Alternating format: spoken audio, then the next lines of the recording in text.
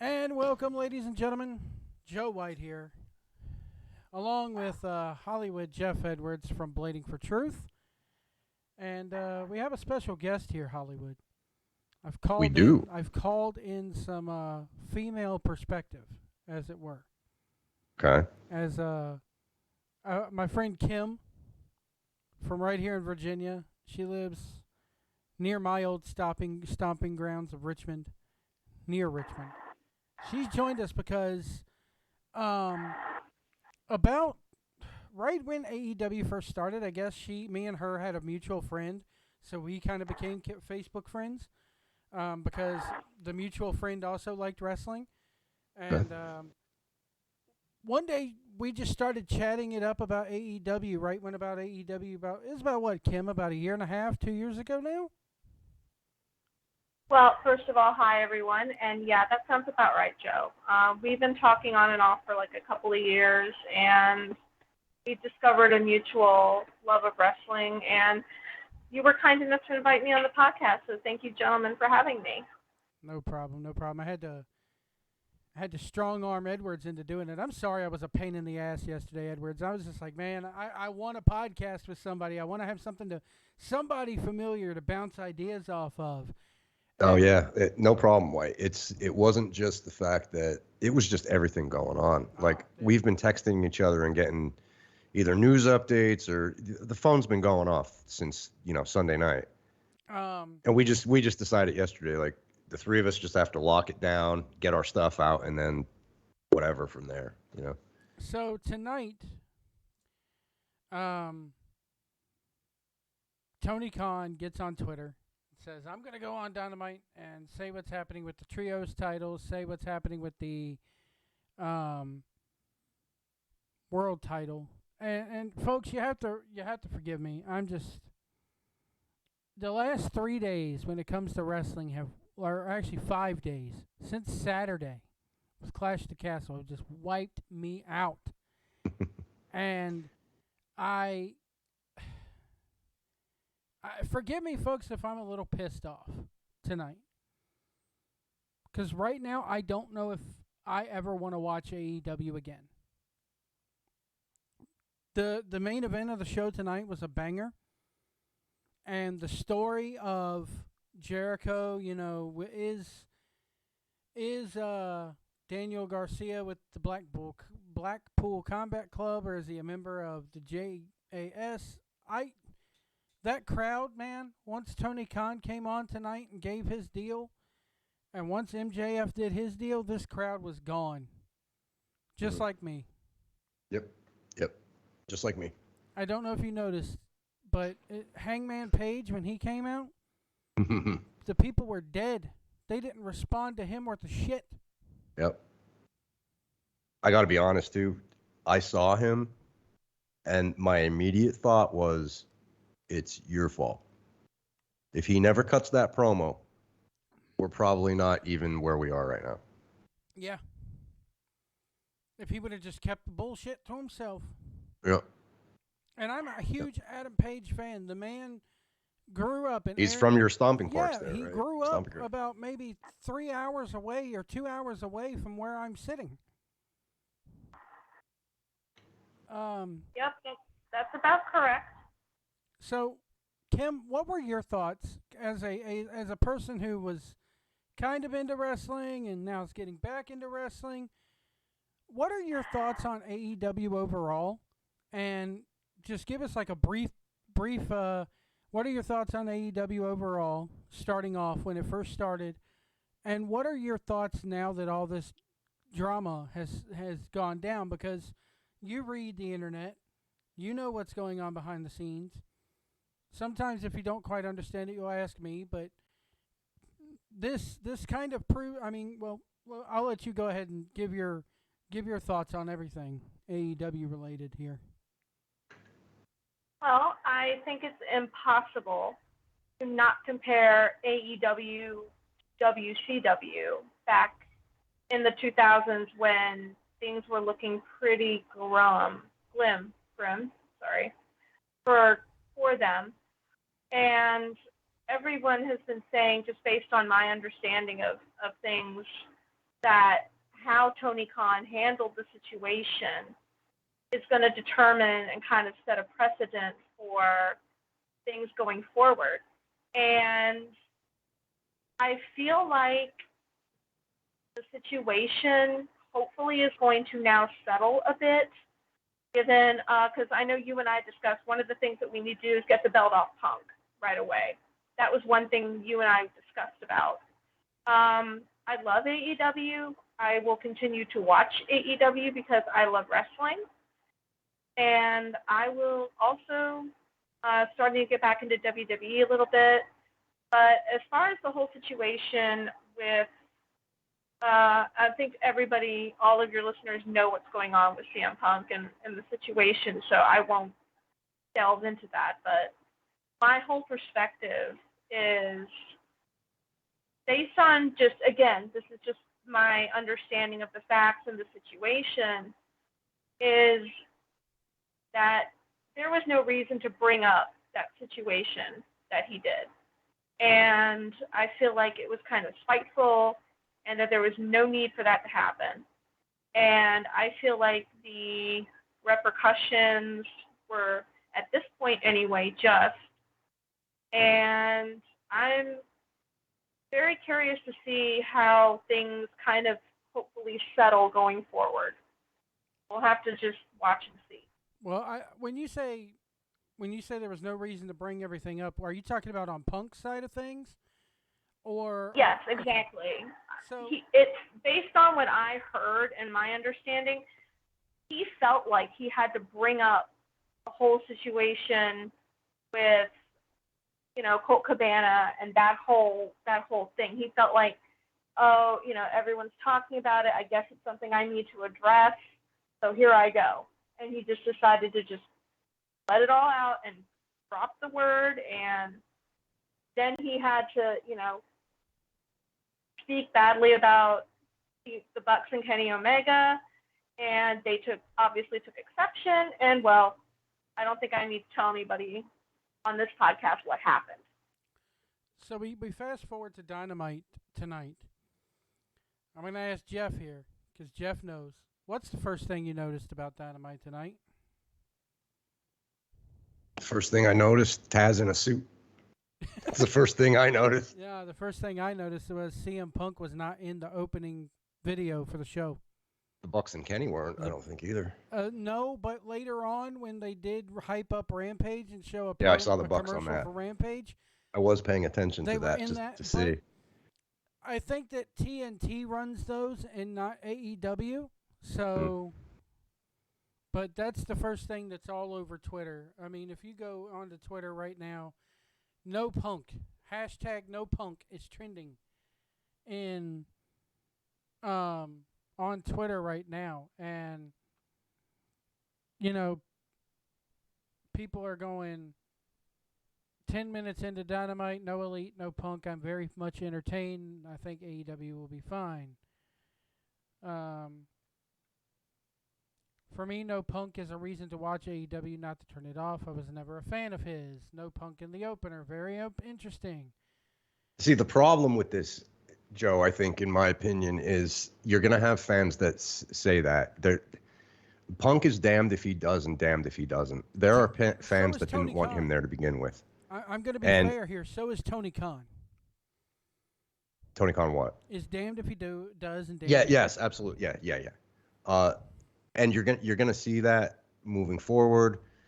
And I was thinking about this today, coming off the podcast we did last night.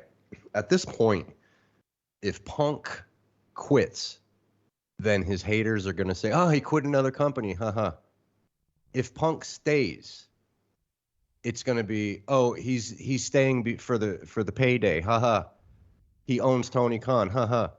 If Punk gets fired, his haters are gonna say, "Haha, he got fired." Haha. So at this point, what can Punk do at this point to satisfy his haters? And the answer is nothing. Now, in my opinion, and I said this last night, White, you probably heard it on the show, The Cool Truth, with AC and White House. If this is any other corporation and you have 3 executive vice presidents involved in a fight, if it's true that it was the Young Bucks, and this was reported various places, He's super that the Young Bucks show up condescending. to his locker room and literally kick in the door. That's a joke in and of itself. You are an executive vice president of a corporation. This is not just a wrestling thing. This is All Elite Wrestling, the corporation. Yep. They need to be handled. They are fighting with an employee. I mean, the corporations that I've worked in the past, upper management contacts you if they want to see you. They do not storm into doors, kick things, and, 10 minutes later are involved in, getting chairs thrown at them. That is not how you run a business. And I'm sorry, I'm a Punk guy. And at this point, these people need to know exactly who their number one star is and what that number one star, his attitude is. And if they can't handle that, if the room's not big enough, then it needs to be nipped in the bud immediately because it's not going to work. And they probably should have realized that last year when they hired him. And finally, I just want to throw this out finally. I believe it was AEW that knocked on Punk's door to get him out of retirement, not the other way around. So I want all the haters on Punk that are especially on social media to realize that, because all of those people were happy when he did say yes, come out of a 7-year retirement, and came on. All I could hear from Kim was a bunch of garble, so I had to kick her. Hopefully we can get her back here in a minute. Yeah, get her back in. I think after you muted it, I think it was okay. Yeah, I muted it, and then I couldn't unmute it. And then when I did try to unmute it, it kicked her from the call.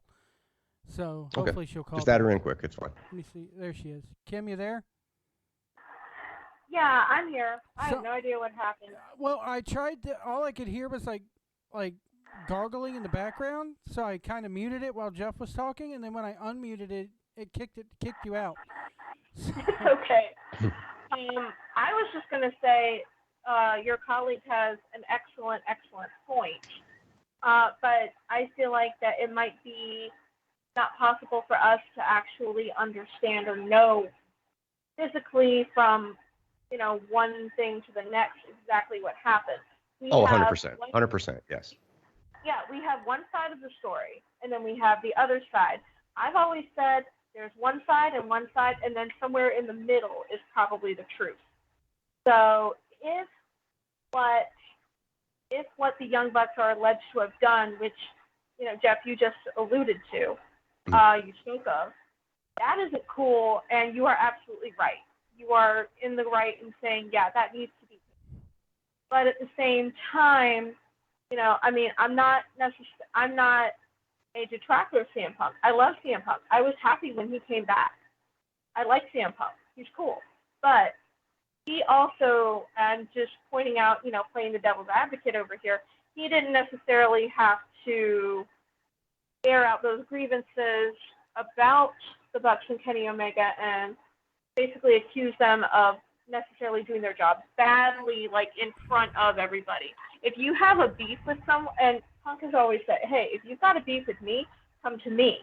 So if he has a beef with the Bucks and Omega and how they're running the situation, then he needs to either A, talk to them, or B, he needs to go up the chain of command to Tony Khan, and he needs to speak to them about it. Yeah, you're absolutely right, but here's the problem. Yeah, it's a fair point.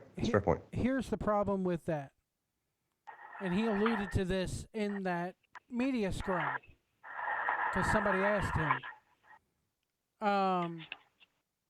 When you have a bunch of young guys or a bunch of inexperienced guys who will not take your advice, and you have here's my problem with Tony Khan, and it finally dawned on me today.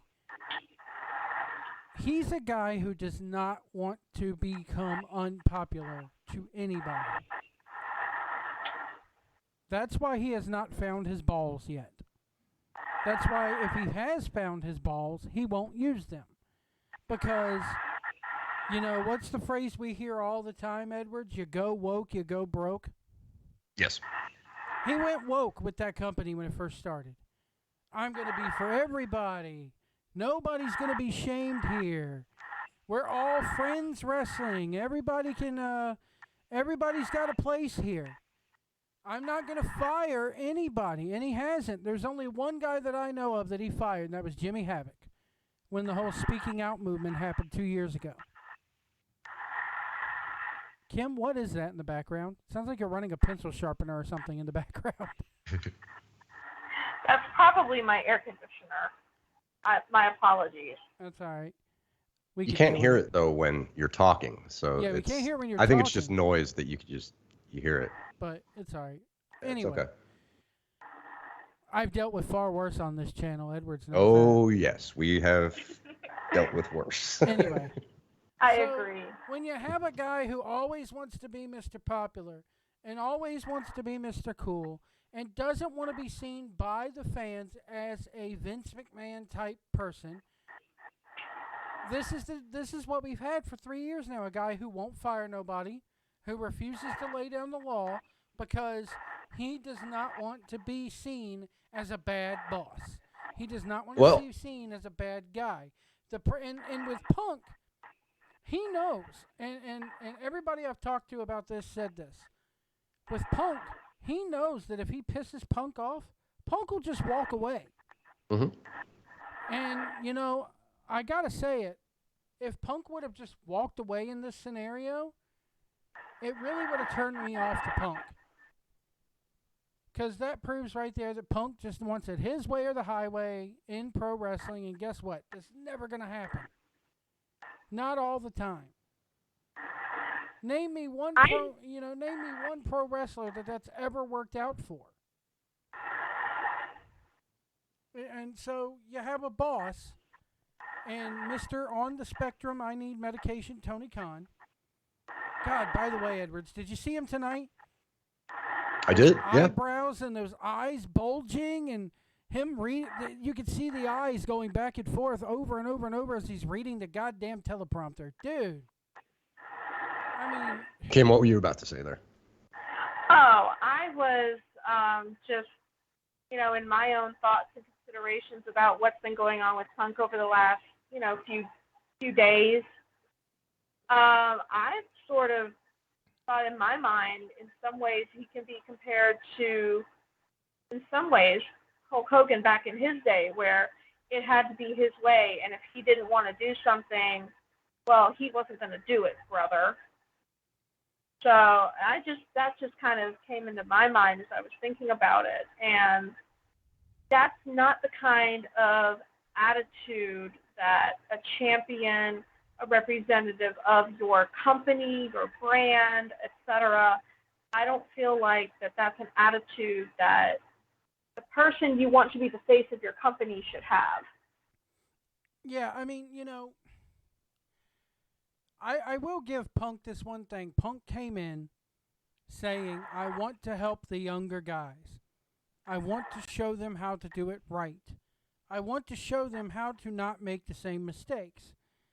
And I firmly believe that he's trying to do that, or was trying to do that now, I should say. But I think he does with some guys, but as he alluded to in his, well, he didn't allude to it, he said it. Some of those guys refuse to take any advice from veterans. And you got and Hangman Adam Page, who started this whole thing, saying in interviews, I don't take advice from the older guys. I don't feel. Oh like yeah, I he need said to. it. Yeah, Cornette busts on him for it all the time since he said it. And Punk is exactly right when he called him out on that. Yeah, and the thing of it is like AC said this last night. They're not kids at this point. They're in their 30s, approaching 40, and in their minds, whether it's right or wrong, in their minds, they probably see guys like Punk coming in and saying, "You guys need to do this, this, and this," and they're thinking, listen, we dominated ROH, we dominated Japan, we were the only competition for Vince before AEW started. Then we started AEW, so you don't need to tell us how to do it because we already know how to do it. Now, I understand from Punk's perspective because these guys don't wrestle with psychology, they don't tell good stories, they do what they do. But is that good enough now that you're on TV on a major cable network? You're trying to get re-signed to this network. This is Tony needs to decide the future of this company, I think. And I think his roster is going to dictate he needs the right roster in place to match his vision for the future. Because if he's going to keep running the indie style shows, then he should probably keep those guys. But if he wants to eventually compete with a TV product like Vince McMahon has, then he probably should listen to Punk and Dean Malenko in the back and Mark Henry and Big Show in the back, and those guys are going to have to get on board with the vision, whichever vision that's going to be. Jim Ross, Everybody needs to work for that vision. Punk should have known all along, because if I remember correctly, Edwards, Jim Ross was making comments on his podcast when about maybe 6 or 7 months after AEW first started about how nobody wants to listen to me in the back. Yes. I try to give advice. They shrug it off. They go out there and they do the exact fucking opposite of what I say. So, kudos to Punk for trying, but you kind of, you kind of knew what you were getting into. And like you said, they came to him. He didn't go to them. Yes. Yeah. They knocked on his door way back before it even started, back in 2018, early, Christmas of 2018. Like I said. By the way, good timeline video. Thank you. Right here on this channel, if you're listening to this show, go back and listen to the timeline. Joe, you did a great job. Yeah, it's amazing what, only an hour's worth of research will do. I only spent an hour putting that together. It's not like it took me 15 freaking days and everything to put that together like some channels will do. It's an hour. My big question to you, both of you, for me watching the show tonight, I felt, despite them saying, we're going to have a great show, MJF tried to keep it positive. Moxley had a very passionate promo tonight. For me, it was just the dark cloud was there and it didn't leave all night. And I had a really hard time, getting into the show at all. How did you two take it? I'll let you go first on that one, Kim. All right. Well, I agree that, the show started out with kind of the gray and the gloom, but I felt like that with that promo and with MJF, and by the way, he absolutely worked me when I thought he was, I honestly was like, what in the world am I watching? Is this an MJF face turn? What? Right. But and then he started, going off, and there he is. That's the MJF I know. But him and Moxley together with the promo and just all that raw passion from John Moxley, kudos to him. It definitely helped get the sunshine through the clouds a little bit, but you could tell that things were kind of subdued. But I think that all has to do with I think that all has to do partly with locker room morale, because these fans, meaning you, me, everyone in that arena, we're not stupid. I mean, we know, we follow. I mean, even if it's things like Cultaholic or, What Culture Wrestling or WrestleMania, which, Joe, I know you don't like British wrestling commentary, but whatever. No, I don't. He doesn't. Hate it. But I don't like British wrestling fans. I'll put it that way. Okay, fair point. But, the point I'm trying to make is we the fans are not stupid. We know about the situation. We know what's going on. And kudos to all the guys and the girls in the back for, pulling together and having what I think was a really good show overall. I mean, I don't have any negative connotation about it per se. I don't have anything horrible to say about it, but I also don't have anything like, oh my God, this was the most amazing show of wrestling ever. But I give everyone their props for doing the best they could to try to pull out a great show. I think they were moderately successful at doing that. Jeff, I'm with you on this, man. Okay. That cloud, the everybody kind of knew what was going on, but the stench remained of it. Yes. And when Tony Khan gets on there and goes, we're having to vacate these titles, and we're going to have a tournament, and tonight a 6-man thing is going to be done and all this, and I'm just sitting here going, why? You're not telling us why. Mhm. If you want to rope in and this goes back to what I've said all along, there are no casual fans in wrestling anymore. And if there were, AEW doesn't want them back. Because they assume everybody is like us. They assume everybody that's tuning in reads the internet and Yeah. goes to Cultaholic and and they go to freaking Fightful and Meltzer and all that. My thought also is you have a tournament now starting, which is probably the right way to go. One of which of these guys is not even in the fucking rankings for this. Powerhouse Hobbs is number 3 in those rankings. Jay Lethal is not, and this is as of August 31st. Mm. Jay Lethal is number 4 in those rankings. Darby Allin all the way down at the bottom at number 5. So why is Darby Allin and Sammy Guevara? Well, he's calling it the Tournament of Champions. So obviously he just wanted to gimmick it as all ex-champions fighting for the champion. Jay Lethal's a former Ring of Honor champion. Doesn't count to Khan though. You got to get in the perspective of Khan White. You're thinking too much. He obviously just wanted to gimmick it. Why isn't and Wardlow those rankings too? Why isn't fucking Wardlow in this tournament then? Because he has a belt. It doesn't mean anything to me. I have to concur with Jeff. I think that's the reason that Tony Khan decided on these particular people rather than looking at the actual rankings. Right. Now, that's not to say that rankings shouldn't count because I mean that's how AEW works for good or ill. Mm-hmm. But I think for this particular tournament, I think they had to come up with something quick. They had to come up with something that had popular stars in it to get people interested, i.e., I love Darby Allin. I think he's absolutely crazy, and I think his career is going to end before he's 38. But probably. But again, all the guys in that tournament, they've all been champions of some sort before, and a lot of them have been champions in AEW. So, in my mind, trying to see things from Tony Khan's perspective, I should say, it makes sense to do it this way and frolics on the rankings. So they. By the way, Darby Allin, she just brought up Darby Allin.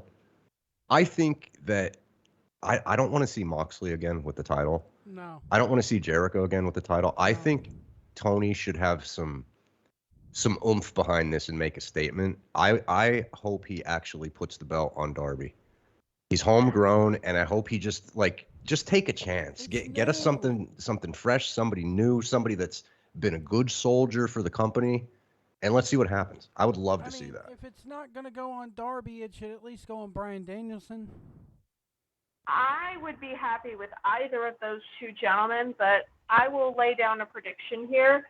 I think that whoever wins that tournament, I already know who their first opponent's going to be. I really think I know who their first opponent's going to be. Oh, it's got to be MJF. And his initials are MJF. Right. I think that, and it may be right then at Grand Slam. I think it may be a Money in the Bank style situation because, MJF said, hey, the reason I'm not in the tournament, I got this poker chip from the Casino Battle Royal. I can cash it in whenever I please. So, hey, maybe it'll be a Money in the Bank type situation. The winner will have, MJF comes out. The winner has to face him, and maybe that winner drops the title to MJF then, or maybe a new feud starts. We'll just have to wait and see. Well, from the way they booked it tonight, if that happens, it's going to happen with Moxley winning this tournament and MJF cashing in on Moxley. Because Moxley was the one that interrupted MJF tonight.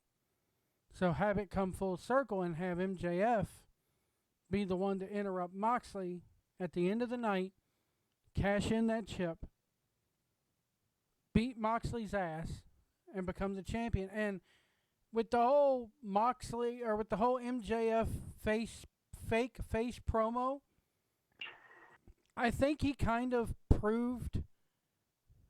Somebody at that media scrum asked him, and he said something about MJF is gonna be a babyface, whether he likes it or not. Well, MJF just proved to you, Chris Jericho, he ain't no fucking babyface, because he tried it tonight, and nobody bought it for a damn minute. That probably was by design, but I could never see that man going. People said John Cena will never win heel in his career. MJF, I don't see ever going babyface in his career. I don't see it entirely. No, I don't see a complete turn for MJF at all. I think he's too good as a heel. Even if his wrestling sometimes leaves a little something, a little je ne sais quoi to be desired. He on the stick, on the mic, he is about as fantastic as any wrestler who I've ever heard cut a promo. He really is. Edwards, what are your thoughts on the whole MJF thing? Do you think he cashes in at the Grand Slam event? Yeah, I think it's just going to be immediately booked. Yeah, he's going to say, "Okay, it's me," and it'll just be booked. Yeah. And people are going to. And you're probably right. It probably will come full circle, and it'll be Moxley. But boy, Moxley he'll be a 3-time champion, and then he'll lose to MJF. That's a lot in a month, I mean, well, look at what they've done with, like you said, look at what they've done with the title. Somebody messaged me and goes, Punk is a 2-time champion. Okay, Punk is, technically he's a 1-time champion. But he is a 2-time champion. He's a 2-time champion. And his title reign, his combined title reigns of both title reigns are 6 days. 6 days and 2 title reigns. That's all he had. Right. Because he's so goddamn injury prone, which the first one is his fault. As much as I am a Punk fan, he's not entirely innocent in all this. He did that goddamn stage dive. Yeah. And as soon as he did that stage dive, he fucked his foot up on that guardrail. And I'm like, well, he's injured. Sure enough, he was gone for 3 months. I don't know if the two of you saw, but during the match at All Out, my son actually pointed this out. What's he doing with his arm? He kept shaking his arm, and he was like flexing his left arm. Mm-hmm. And I thought, oh, here we go again. Don't tell me. And then tonight I saw a news report that he actually did. He may have separated his shoulder or something. I'm like, seriously? His tricep, yeah. And then he's holding a can of the sparkling water or whatever he's got, drinking on his elbow, on his arm at the media scrum. Let's talk about that media scrum go back to the media scrum for a second. Everybody goes, well, he didn't have to address the media that way. Kim, you're not the only one to say that. Oh, no. A lot of people are saying that. I want to talk about why he did that. Because this is the wrestling media. It's Meltzer sitting there. It's Nick Hausman sitting there of Wrestling Inc. Let's get that right, folks. You can't even. People said it was Nick Hausman of WrestleZone. No, Nick Hausman is with Wrestling Inc. Get it to your thick skulls. He even said Nick Hausman of Wrestling Inc. and then Punk cuts him off. And I think that because he knew who he was. Yeah, because Nick Hausman's from Chicago. Yep. He's been to every single media scrum they've had in Chicago. Punk knew exactly who Nick Hausman was, knew his background enough to know that he did improv with Scott Colton. Right. That's why he even said, you blew my spot because now you're not friends with him anymore. He was going right into it thinking, oh, this guy's friends. Yep. And I love Punk, but I gotta tell you, just because you do improv with somebody or whatever, if you're friends with somebody and you're a journalist, you don't have to disclose who your fucking friends are to everybody. Just like you. No, I don't think he meant that it was a rule. He just asked him, like one of the first questions he said to Nick was, "Are you friends with Scott? Would you consider yourself a friend?" Well, he goes, well, then he said, well, if you consider yourself a journalist, don't you think it would be wise to disclose who your friends are with? Yeah, but I think it was just because he asked him. Yeah, So, Dave but regardless, doesn't matter. Meltzer makes no bones about the fact that he's friends with the Bucks and Right, Kenny. exactly. Yeah. But that's really at the end of the day, if he's friends with them and wants to go out to dinner with them or whatever, that's none of my fucking business. You know? If Nick Hausman wants to go do improv comedy with Colt Cabana, that's none of Punk's fucking business.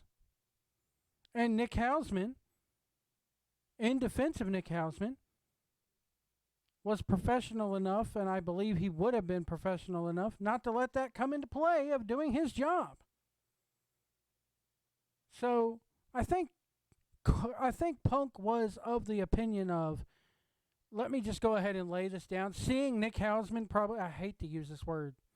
Jeff, you know I hate this because it sounds so woke. I think Punk was quote-unquote triggered when he saw Nick Hausman. And I think what entered Punk's mind was, somebody's going to ask about it, so let me get it the fuck out the way. Probably. And as I said in my timeline video, go back and listen. He gave the exact same answer in another interview all the way back in 2019 when the lawsuit got settled. He gave the exact same answer about Colt Cabana then. I offered to settle. Yeah. He denied. I offered mediation. He denied. I offered to give him money. He said it wasn't enough. It was practically word for word. Yeah. So, I kind of got to blame the media on this, because if you got people feeding you shit like Cabana claimed that was happening, the media should have had enough sense to go, I found it in less than an hour, Jeff. Yes, you said kudos on that, and I said it took me an hour to find a fucking article with the same exact quote from, 3 years ago? But the media acts like this is, the rest of the wrestling media now acts like this is new. Mm-hmm. It's not, folks. And yeah, maybe Punk shouldn't have brung it up right out the gate.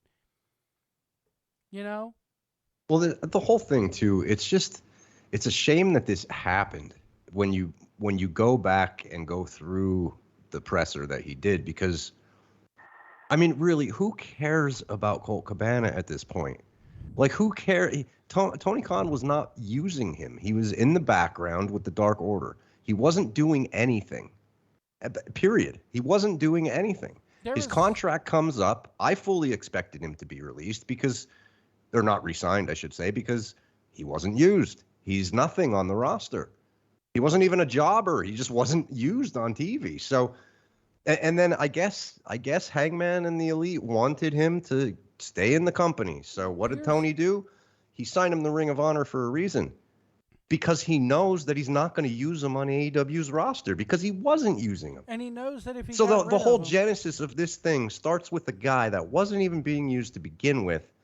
And for whatever reason, Punk thought that the information to the dirt sheets was released from the EVPs, probably to Dave and Alvarez, to put it out there that he got Colt Cabana fired. And it's ridiculous.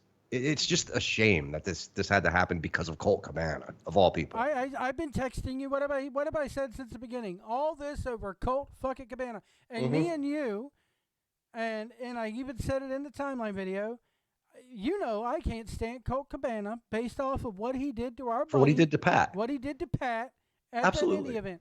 I was a Colt Cabana fan until that happened. Until he fucking kayfabed him. Yep. So I found a tweet tonight from somebody at M. Sedgwick on Twitter. Interesting thing That's here. Michael Sedgwick. Oh, is it? Michael Sedgwick of What Culture, if I'm not mistaken. Sorry. See, White, if you have Kim on more, you'll know about the Brits and the What Cultures. See? Sedgwick. Excuse me while I drink a pint and piss myself. Sedgwick. Cedric. Kim, I don't understand this hate Okay, for so British wrestling here's where it fans with comes him from. has been going on for years. I don't understand It's it. the stupid soccer chants. They think they're at a soccer game. What's wrong with the soccer chants? Okay, because I when you enjoy the go soccer to, chants. because soccer is. I'm with you on this, Jeff. I like the singing and the Yeah. uniqueness all of it all. stems from the But fact I mean, of hey, to each their own. To it, each their it own. all I guess. Here's where it stems from. Every year, before the pandemic hit, they would bring their asses over here and spend their money, which they complained about being so expensive. Oh, I gotta buy hotel rooms and flights, and the tickets are so expensive. Well, keep your happy little ass over across the other end of the pond. God save the Queen. And they'll be over there in a month, giving you the same exact fucking matches. So how stupid are you for even trying to come over here? Well, it's WrestleMania and we want the experience. Okay, whatever. Come over here. But then you hijack the fucking show with your stupid chants. And then fast forward, they go to you. I expected it would happen, but at least you could bring up a chant that wasn't invented 4 fucking years ago for Bailey. And you take away from the show. You take away from the show. From my experience watching at home, when a woman who is doing her damnedest to be a heel pretty much breaks character because you're chanting, hey, hey, Bailey, the same bullshit that you did when you came over here WrestleMania weekend and went to that NXT show. First off, your shit ain't creative. Second of all, you do this shit at soccer games because the sport Listen to him going, Kim. Soccer is so fucking boring. Have you seen a Premier League game on Saturday morning on fucking USA Network? The game is so goddamn boring that you paid all this money to go to it. Well, you might as well get pissed and sing songs because the game is so fucking boring that you have nothing else to do. Otherwise, you'd be sitting on your hands. I'm just gonna let him rant. I fucking hate it. You keep your wanker asses over across the fucking pond. And when we come to you, have some respect. Cheer the faces, boo the heels. That's your part. Your part isn't to sing stupid fucking songs. And fucking put your shoes on your hand. And do the beach ball thing. Throw the fucking beach balls around. That is not your place. I just think this is something we're going to have to agree to disagree on. But Michael Sedgwick. let me get to you Sedgwick. said you found a tweet from Sedgwick. Yeah. He posted today, CM Punk and Colt Cabana both worked matches on the October 27th of 2021 Dynamite. Less than a month later, Hangman joined Page in a friendly post-show sing-along. Remember that? Because that was on the internet. It was a big deal. This supports a lot of what Punk said in the presser. Not saying it was justified. Punk was also nice to Page on Twitter as well. You go to a tweet, October 7th of 2021. CM Punk, cowboy shit, hashtag AEW Dynamite. So it all goes to show you that it all fucking started when these goddamn EVPs, which I'm sorry, quit calling them EVPs. That's like calling me the fucking heavyweight champion of podcasting. That they have titles though, White. It's like titles. a legitimate. It's a fucking title. It don't mean shit. It's a prop. It's just like the belts, Edwards. They don't have stock options in the company. They don't fuck it because it's a private company. They have no stake in that company whatsoever. It's a fucking. Well, it doesn't have to do with stock though. It's a fucking title that they can use to gaslight themselves and go, oh, look at us, we mean something. We're not just flipping. White. The bigger question I have about the EVPs, what is your take on Cody Rhodes? Did he see this? That rat was already off the ship. So you think he saw this coming? What were the rat. problems that he was having there? I think that his problems that he was having there was the booking. It was the booking. I guarantee you he wanted to do it more straight-laced. What Punk is wanting to do now? Yes. Get back to old school pro wrestling? And these EVPs, and I've said it from day one, Edwards, you know I've said this, because you and AC and everybody else have given me a big fat and have eaten crow and given, let me have my I told you so. So I won't go there again. Yes, you did. You've taken a victory lap or two since this I'm year. going to go ahead and take a third one. Go They ahead. want to be fucking goddamn kids in a treehouse playing BTE on TNT or TBS, and it's not working. And when it doesn't work, and when it can't be all friends wrestling, what do? Everybody's all sunshines and rainbows, according to this tweet by Sedgwick. What happens? They start sending stuff to the dirt sheets about Colt fucking Cabana, knowing that they're gaslighting Punk, knowing that it would light a fire under him and to get him pissed off. Let me ask the lapsed fan the question. So, Kim, you are lapsed. You're removed from wrestling. AEW comes along. What was it about AEW that made you start watching again? What it was about AEW that made me want to watch is before all of what we're discussing actually happened and occurred, it really, especially when I first started watching, it really made me feel like WCW when WCW was good. And I was a fan of WCW back in the day. I was also a fan of WWE. I lived through the Monday Night Wars.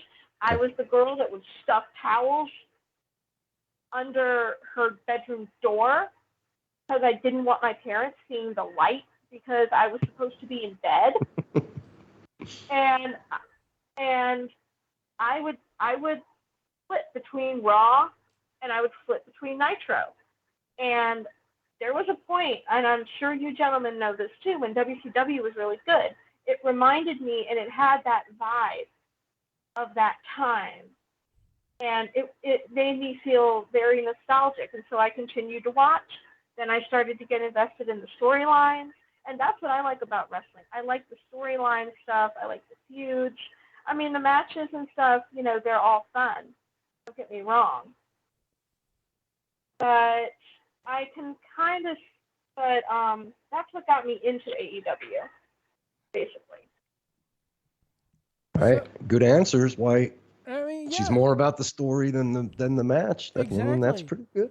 Somebody on Twitter here at Hookman, still waiting on someone to tell me why CM Punk should be fired. The shoot on TV, it was retaliatory to the Hangman who did the same thing, calling out the EVPs. They leaked false stories to the media when it comes to the Colt Cabana thing. Punching Matt Jackson, he was cornered 3-on-1. Suspension is absolutely fair. Firing isn't. I 100% agree. 100%. Now, the only way I could see that the firing is justified, and I wouldn't call it a firing, and this leads into where I think they may go, why I think they're still kind of working us a little bit, Jeff. They take him out of the opening. It writes itself if people can stop being fucking babies and do business. It's professional wrestling. You don't see me going, oh, okay, I won't haul ice cream because I don't like the business practices of Ben and Jerry. They sold out. The hippies sold out the Unilever, so I'm not going to haul your ice cream. No. I get in my fucking truck and I earn my money. I'm professional. You know? See, this is something that was brought up in, I believe it was Cultaholic's news video this morning, which I did watch. Andy Murray from Cultaholic was basically saying, you know, both as far as the situation, both sides, a lot of this could have been avoided if everybody would just not be children and sit down and act their age and actually talk it out like proper adults. And then, you know, that's kind of what it's true. And there's a pile of money on the table. If you can do Punk and Omega out of this. No. Nah. Here's the money. You had now the fall of Punk. You had the summer of Punk. Tried to have the summer of Punk. He got injured. Now we have the fall of Punk. He's gone. Right. So MJF said it tonight. And he dropped some. Oh, man, did he drop some tea? He dropped should I say Kool-Aid here? Got to go take it over to a real wrestling company. where the real Khan will appreciate. That was a good line. That was a good line. And then my I was friend, like, when I heard that, I was like, oh, shots fired. and then my friend, the King of Kings, will tell me it's best for business and all this. I said this to you guys. I sent you a long text message about this. Let's say he does win the title. Let's say he keeps it until contract negotiations come up. You know? And the one guy, Omega can't take it off of him. Wardlow can't take it off of him. He becomes your Roman Reigns. Moxley, Danielson. Nobody can take this title off him because he finds some way to either cheat or he just is that damn good against them.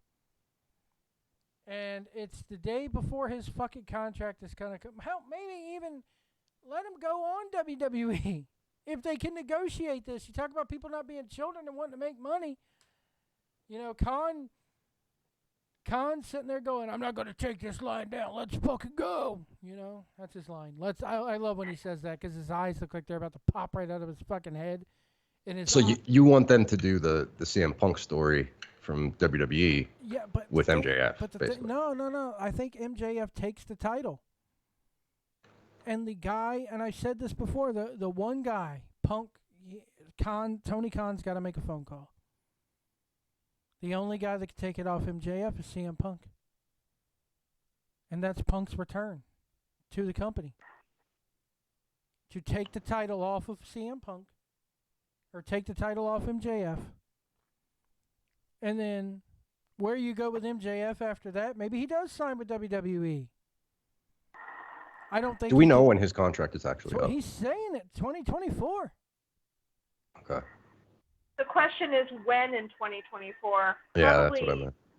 either January or May, I dare say. Okay. So yeah, I totally see MJF getting. It's time. I feel like it's MJF's time.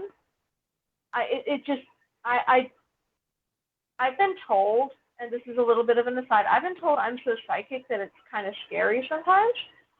But I really just think that MJF is going to I predict that before the end of the year, MJF will be the AEW World Heavyweight Champion.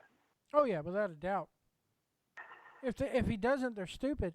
I mean, Full Gear's coming up. You got the Grand Slam. You got the Winter is Coming. That's 3 big shows between now and the end of the year that it could happen on. And then isn't Revolution in January or February? Yeah, I think so. So, but I just think you have him. I mean, it's an idea. People are gonna, people like AC. If AC were on this call, he'd be like, "Dude, that would never happen. WWE would never agree to that." Blah blah blah blah blah. But this is a new WWE. This is a WWE that is open for business.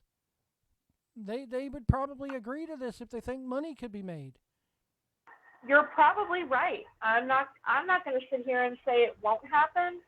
I'm going to say that Tony Khan, Nick Khan, Trips, and Stephanie McMahon are going to be hard pressed to come together and make an agreement that all of them can agree with. But it's absolutely, in this new era of Triple H running the show, I definitely have to say that it's more of a possibility than it was before Vince decided to, quote, retire.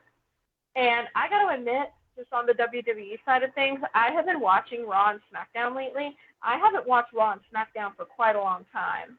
And I'm actually kind of excited about this whole situation. I started watching Raw and SmackDown right after Vince retired, and I can just see it kind of progressing and getting better. Oh, I've been watching it since Mania. I turned in for Cody, and I didn't leave. And after Triple H took over, you can immediately tell there are differences, and it's much better. I would say the build to Clash at the Castle and Clash at the Castle itself were tremendous compared to like what they've been doing. Oh, absolutely. I have to concur. And I got to admit, I was disappointed by the ending of Clash of the Castle. That's just me personally. I was rooting so hard for Drew McIntyre. I was trying to will him to win. Unfortunately, I mean, I think everybody knows what happened, and I think that WWE decided to do something and they missed it. I feel like they missed a trick. I really do, because crowning Drew McIntyre as champion in his own home country, in his own home territory, would have been beautiful. Would have been a chef's kiss beautiful thing. But instead, they decided that they were going to bring out, I forget what his name is, but they decided they were going to bring him up, the third, Solo. Solo, yeah, him. And they decided they were going to do that instead. And in my opinion, it just kind of cheapened, the whole situation. Do y'all want Rampage spoilers or no? Because they're out there. If y'all want to do them, I'm fine with it. Whatever. I'm fine with it. Sammy Guevara defeated Darby Allin. Oh well, there goes that. Yep. Again, Tony Khan with his ADHD Asperger's booking. So it's Guevara and fucking Moxley. And who do we think's gonna win that one, boys and girls? Yeah. No, I'll give you 3 guesses, and the first 2 are not going to count. I think we all know who's going to win that match. And then it's what? Danielson and Jericho? Yep. Oh, that will be an excellent match. That is going to be good, but I think... So they're going to go 2 members of the Blackpool in the championship? Yeah, either that or Jericho is going to win it. Because it has been a while since Jericho's champion. Mm-hmm. So that's the only thing really good happening on Rampage this week. I just based on what you just told us, I think that the path that Tony Khan sounds like he wants to go down is MJF and Moxley eventually colliding at some point, be it at next pay-per-view, be it at Winter is Coming, something like that. I think that's where Tony Khan is leading. And if he's smart, which, who knows, if he's smart and he listens to people that are trying to help him, then he will definitely put that title on MJF. As much as I love Moxley, as much as I admire him for, all the adversity he's faced and then coming back and being as strong as he is now, I can't see him with another long title reign. I just cannot do it. It's the season of MJF. That's just my thoughts and feelings about it. Let me ask you guys this, and then we'll wrap things up here. Kim, I'll go to you first. How long do you think this Young Bucks Omega suspension lasts before they're back in the fold of things? Because they're not on Rampage. I'm going to be honest with you. If I were Tony Khan, I would send all of them for 2 weeks, if not longer. At least 2 weeks. I would probably have gone with a month. And in that interval, hopefully, Tony Khan can have a sit-down meeting with everyone, as you have, we discussed at one point together, that he can have a sit-down meeting with everybody, and as if to say, all right, children, let's go ahead and hash this out, and let's get everybody on the same page again. Hopefully that will happen. I'll agree with that, because it's clear your little backstage rah-rah where Kenny Omega stands up and goes, I wouldn't hire at least 40 of you. Didn't work. The rah-rah speech didn't work. If anything, it probably put gasoline on the fire. He needs to get these 6 people in the room, or, 4 people in a room. Hell, even get Colt Cabana and Hangman there. And a lot of people are going, AC goes, Hangman is a pussy. Why wasn't he in the building? He had left the building. He was gone. He wasn't needed for the scrum. Little hint out there to those who don't know, not all the wrestlers stick around after the event. They find out if they're needed, if they're anything else, and if no, they're gone. They're on to the next town. So Hangman's gone. Tonight he looked visibly shaken when he didn't get hardly any reaction from that crowd. But you're absolutely right, Kim. Tony Khan needs to put his big boy pants on. He needs to put on his COO pants on. His CEO pants. And go, this is how it's going to fucking be. You guys are going to be professional wrestlers. You're going to be professional wrestlers. You're either going to work together, find a way to get along, or you're going to stay out of everybody's way. Because if I hear of anybody leaking more shit to the dirt sheets, if I hear of anybody backstage altercations, if I see anybody pointing fingers, if I hear any more of the he said, she said, schoolyard drama, you're all going to be gone. So I agree. That's exactly what needs to happen. He needs to step up, and he needs to grow a pair of bollocks, and he needs to use them in this situation, because how he handles this situation is really going to set a precedent, as I said before. It's really going to set a tone in the locker room. Well, he kind of set a precedent when he suspended Eddie Kingston 2 weeks ago, or 3 weeks ago, for pie-facing Guevara. That everybody looked at that and goes, hey, you suspended him, and all he did was pie-face a guy. Now we got guys kicking down doors and throwing chairs and biting people and pulling hair. That dark side of the ring thing was just probably accurate, honestly. I know, right? Edwards popped for that.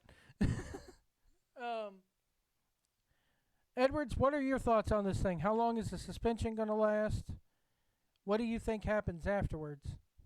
Yeah, I agree with you two. The precedent was already set with Sammy and Eddie, so you have to at least go 2 weeks, or whatever Eddie's was, at least. And Kim, you're absolutely right. He needs to sit down with them and hash it out like adults and, put his foot down and say, okay, I'm daddy and you're not, and you're the kids, and this is how it's going to be. And we're either going to get along and make some money together, or, if you're not happy with that, then I guess exit. And that's how it's going to be. And I don't want, for the record, I don't want to see that happen. I hope they work this out because, I mean, what was all of this good for if it doesn't work? And this, to be honest, this is what should have been said to everybody in that all hands on deck meeting. Was it 2 weeks ago? 3 weeks ago? I think it was last week, wasn't it? It was last a week or two ago. About 2 weeks ago, right there before. Was it the week before Punk dropped the title? Yeah, exactly. Yeah, it was right before that happened. So what? So 3 weeks ago. Yeah. He should have had his little hot ass attorney up there with him, and said, "Hey, my hot ass attorney's here. This is the way it's going to be. We're all going to get along. We're all going to be professional." I keep stressing the word professional. Professional wrestlers. And if we all can't get along, and we can't do the business the way I'm booking the business to be, my hot-ass attorney here's got a legal pad. Just write your name down on it, and we'll start working on your immediate release. None of you will have no competes. They won't have any of that no-compete bullshit. You'll be free to go wherever you want to go. You'll get paid a month's worth of salary. Nice little severance package. That's the way it's going to be. Yep. Because Vince would have done it. For all Vince's trials and tribulations, Vince would have looked at all of them and went, if you fucking don't like it, I don't want an unhappy locker room. Because that was always Vince's claim to fame. He never wanted an unhappy locker room. Mm-hmm. That's why he went along with the boys more than he did the writers over gimmicks and shit. Yeah. Even if it didn't make sense, he went with what the boys wanted because he doesn't want an unhappy locker room. So Tony needs to do the same thing. I don't want an unhappy locker room. If you don't want to be here, or if you can't get along with each other and do business, The hot-ass attorney's got the legal pad right there. Write your fucking name down. Goodbye. Go back to Japan. Because in all reality, everybody keeps talking about, oh, what if the Bucks and Omega show up in WWE? They would get so toned down and squandered, even with Triple H booking, that they would not fit in with WWE. They never would have fit in with WWE. Mm-hmm. No, they would get toned down, just like we've seen how many guys from New Japan there. You get into WWE, being the elite now becomes property of WWE. If not, goes away altogether. The Hot Topic deal, the Pro Wrestling Tees deal, all that goes away. They own you. Yep. Yeah, and for all of the complaints I know that some fans have had about Vince and the way that things were, in the last, few years, that was definitely, something that he was known for. I mean, Vince, again, was not stupid. He knew what he was doing, back then at least. And then he just was, in my opinion, unable to kind of roll with the times a little bit and change things up and that sort of thing. But that's a whole topic for another day. But yeah. But yeah, I concur with you, gentlemen. I feel like that's what Tony needs to do and say, all right, everybody, this is how it's got to be, and we need to all conduct ourselves in a. Can't do it. Here's the door. Bye. And if you're gonna give me an ultimatum of them or him or me or whatever, whoever's giving the ultimatum is the one gone. If not all of them are gone, because it shows that if you can't work together with this person, what's gonna happen to the next person? Because I think that's what happened with Cody. He didn't want an unhappy locker room, so he let Cody go. Cody quit. Cody asked for his release and got his release. Yeah. Because he could have, Tony could have used that extension on his contract and kept him for another year at least. And he didn't. Yep. And now look where Cody is, and look at what he's done in just a couple of months in WWE. I will admit that match at Hell in a Cell that he did was, I'm sorry, that was effing legendary. It was. It was legendary in my mind. And that's him with a broken tricep. That's him with a ripped tricep. The same injury that Punk has, by the way. Yes. So what's going to happen? No, Cody had a torn pec. He had a pec. Tricep is the back of your arm? Your elbow almost? No, the pectoral is your chest muscle. Right, but what is your tricep? I forget. It's the back of your arm, right? It's under your bicep. Yeah, the back of your arm. Yeah, the back of your arm is your tricep. That's the injury Punk has. And that's a minimum of 3 months from what people are saying. Mm-hmm. But the fascinating thing about that, White, is if you're Tony, from his perspective, he let Cody walk.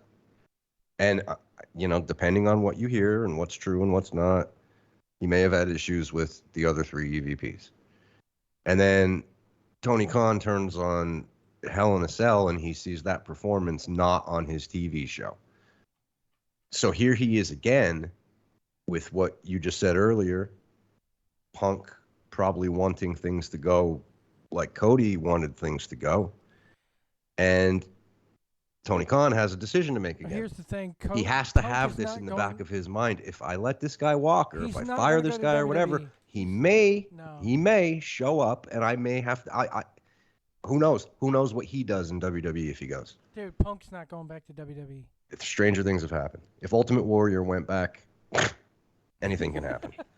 I agree, it's unlikely, but as the Undertaker said at the end of his Hall of Fame speech, never say never. Yes. Hell, I didn't think I would ever see CM Punk wrestle again 2 years ago. True. I didn't think he would ever come out.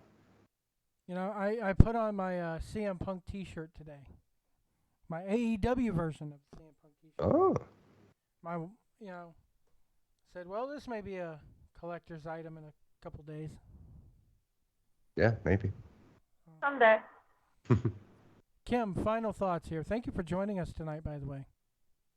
Well, thank you gentlemen, for having me. It was very fun.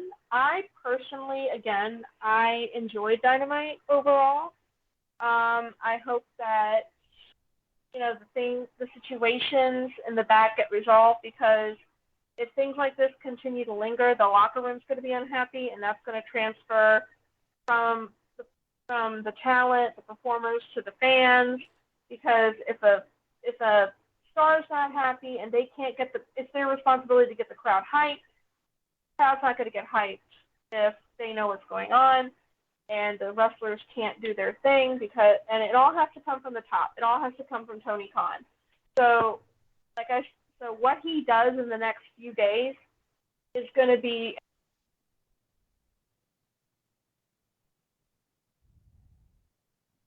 Jeff, you still there? I'm still here.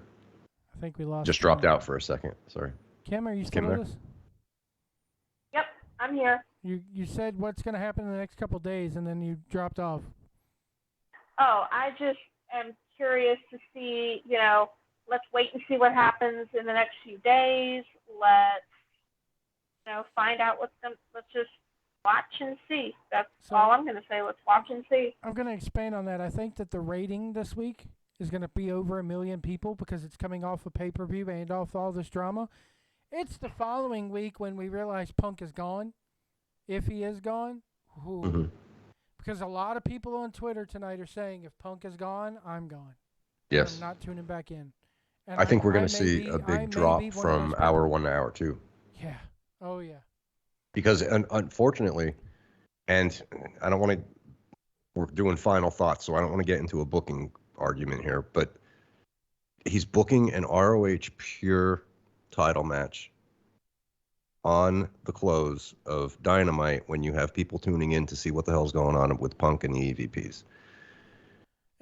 Between two guys that the wrestling world overall really doesn't know who they are. So I'm expecting this to be like over 1 million pop down to, I don't know, something embarrassing like 800,000 people, because I can't imagine people that tuned in for the beginning stayed to see that match. Here's what kills me about that is that you got Warner Brothers Discovery, this new guy, who's in charge of them. He's looking to cut costs anywhere he can cut costs. Sure. Tony Khan is going to have to. He said, "Warner Brothers Discovery is my home. It's where I want to be." So, if he can't keep his house in order and get these guys working together, and he loses Punk and decides to let Punk go, and that makes the ratings drop, I'll say below 700,000 a week, because I think it'll happen, and people will protest for a while. You always got those that'll come back. I'm going to protest, but then they'll come back. But if those ratings consistently drop down to below 700,000 after you let Punk go, or even after you let the Elite go, I think Punk will hurt far worse than the Elite. But anyway. You think Punk leaving would hurt less than the Elite leaving? Is that what you said? I think Punk hurting. If Punk were to leave, the ratings would drop lower than if the Elite were to leave. Okay, gotcha. Because the Elite hardly fucking wrestle on TV anyway. Oh, I know. Yeah. So you got Warner. Well, Kenny's been out for how long, and he just came back, and now he's gone again. Like that's another thing. Like they just can't get Punk the same way. Yeah, they can't get it going here. Like we still haven't seen this company at full throttle yet. And really, that was the thing that Khan said. Oh, I think after the pay-per-view, we're going to have the roster back 100% again. Yeah, and here we are.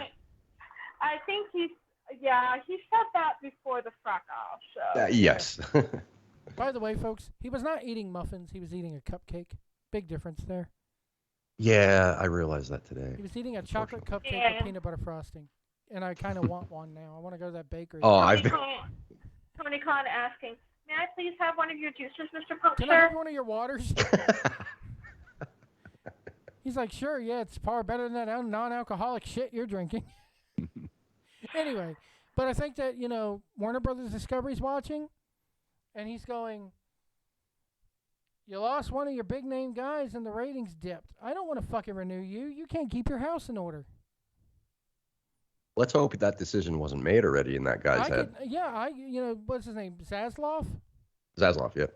Zaslav's looking at this going, I could put fucking episodes of goddamn Andy Griffith or Law and Order, or put a movie, show the Avengers for the 900th time. Which why TNT, who is a DC-owned company, like Warner-owned company, they show a shit ton of Marvel movies and Star Wars, which they have a contract for Star Wars. But anyway, you're the home of Batman, but we're gonna show the Avengers and Thor Ragnarok 80 times over. But they can sit there and throw Ragnarok on there and the Avengers on there and be just as happy because it's a cost-cutting measure that they don't have to pay Tony Khan anymore. And the next thing you know, Tony Khan's shopping his shit around to Spike TV and WGN. Yeah. Ugh. Perish the thought. Yeah. Anyway, if that guys, happens, then you're looking at TNA. TNA yeah, territory. can you imagine them on Access? Destination No. America. Destination America, which I don't even know if that's even a channel. I anymore. don't know. Pop TV. Pop TV. Pop Yeah. TV. Forgot about Pop. I'm glad the Dunkin' Donuts Wi-Fi held up, Jeff. By the way. Or even worse, everything just goes straight to YouTube. Yeah. They put it all behind a fucking paywall on Fight TV like NWA's doing. I'm telling you, but they. I really wish NWA did not have a paywall. Well, One can only hope. Deliver us do from air that. it for free on YouTube like 3 days afterwards, but still. Yeah. But anyway, they there was a cameraman tonight during the main event that I thought was going to be like Chris Jericho or something, because there was if you go and look, there's a cameraman in that main event the whole time. He's wearing like a mask and he's all crouched down, but they never go to his camera throughout the whole thing. And I'm sitting there going, this camera guy's Jericho. And then they cut to Jericho in the back. I'm like, oh, never mind. But anyway, folks, we're going to get out of here. For Kim, for Hollywood Jeff Edwards, Hollywood, I want that Dark Side of the Ring episode written. I'll work on it tomorrow. Oh, man.